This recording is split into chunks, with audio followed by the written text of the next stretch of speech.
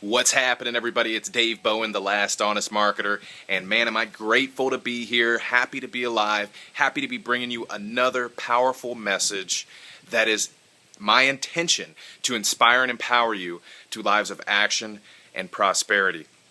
And today, what I want to talk to you about is one of the most important messages that you will ever get, one of the most important tips that you will ever get, that if you follow will ensure your success in life, in business, in anything that you want to do.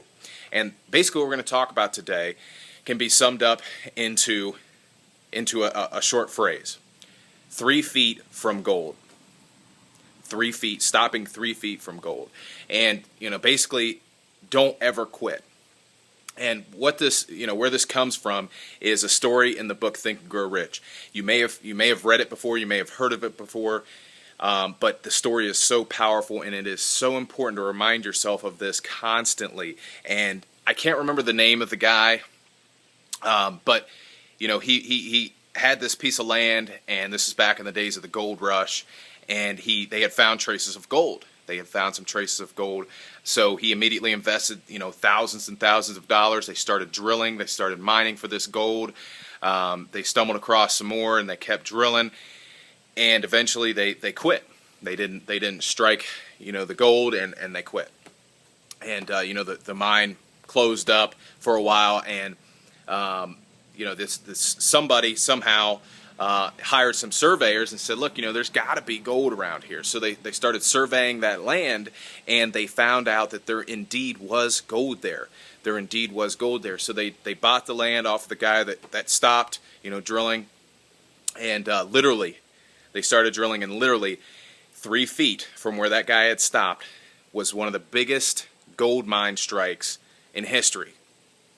And that guy stopped 3 feet from that. 3 feet from that. And it's just so powerful to remember that, because it's so true in life. It's so true in anything that you do. Right when you think that nothing is going to work, right when you think that there's no possible way that you can succeed, as long as you keep moving, as long as you keep taking action, is right when you're about to succeed. And Tony Robbins, I remember this video that I watched of his that he did, and I could really relate to it because I'm a golfer, and he was talking about being on the golf course. And, and he had his trainer out there, guy giving him lessons and stuff, and he kept, when he went up to hit the ball, he kept hitting it to the right and to the left, and some of you might be able to know what I'm talking about.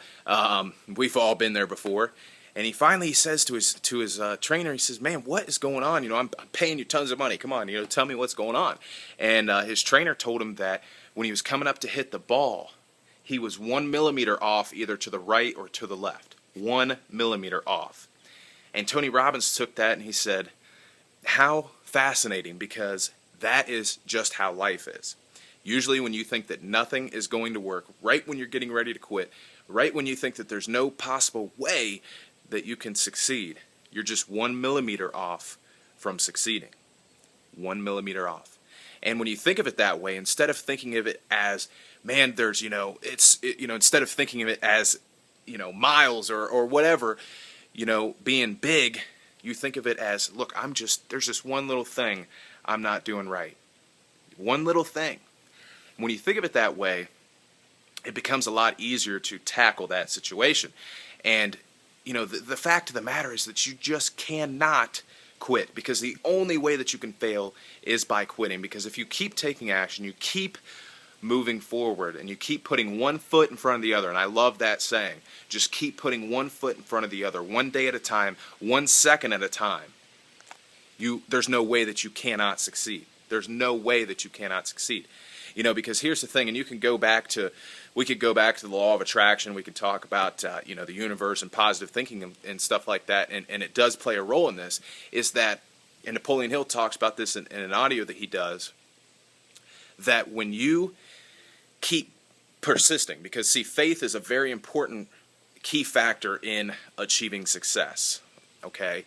When you keep persisting, which persisting is just another word for faith, because if you didn't have faith, you wouldn't keep persisting. You wouldn't have persistence, and you wouldn't keep taking action. If you just keep taking action and persisting, the universe, God, whatever you want to call it, will eventually get on your side. They will say, look, this guy's not giving up. He's gone through the test we've given him. Because see, no person, and this is another thing I think I talked about yesterday, no person, no successful person has ever become successful without going through struggles, without being tested.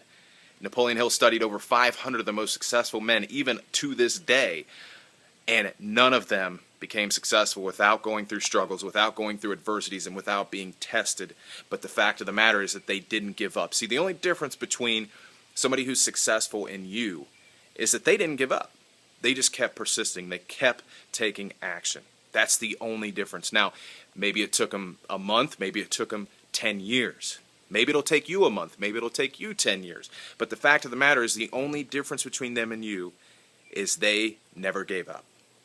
You know, and this reminds me of Henry Ford, and I always talk about Henry Ford, and again, it's because I idolize that guy, you know, because of what he was able to accomplish and the kind of person that he was, because he was, you know, somebody who gave back. He wasn't one of those greedy, you know, business people. He gave back, and he changed a lot of people's lives. But anyways, that's a topic for another day. But it reminds me of his story, which was, you know, he, of course, invented his horseless buggy.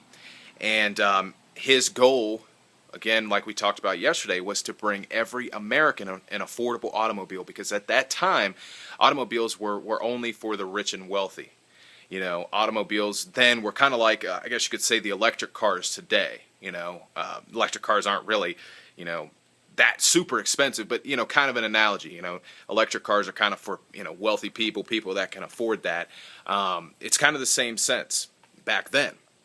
So Henry Ford had this dream and this vision to bring an affordable car to every American. And back in that day, there was a group, and I forget what the name of them was.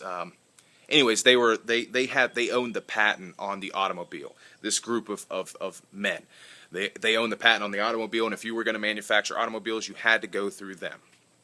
So Henry Ford takes his idea to these guys and pitches it to him, and you know, a couple weeks later they call him back, and they said, you know, they didn't approve him. They didn't approve him, and he couldn't believe it. You know, most people would have quit. Most people would have said, okay, I didn't get approved, you know, by these guys. There's no way I can manufacture the automobile, you know. But instead, Henry Ford, with the persistence that he had, he said, he thought to himself, what can I do to get approved? So what the thought came in his mind that he was going to race somebody that was in that group of men, and I can't remember the name of him. I want to say OWA or something like that, but he was a member of these group of men that owned the patent on the automobile, and he was at the time the fastest race car driver in the day. And Henry Ford had never raced a car in his life. As a matter of fact, he'd never really even tested the automobile that he manufactured, you know, to that extent. So he goes out to the racetrack, you know, he races this guy, and he ends up winning.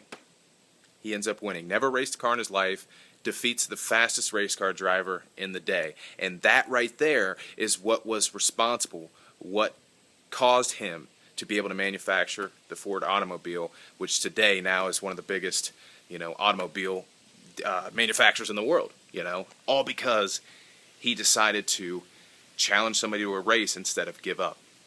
You know, and that's just powerful. And that goes even, you could bring up this other story about Henry Ford that Napoleon Hill talks about in Think and Grow Rich, about creating the V8 motor.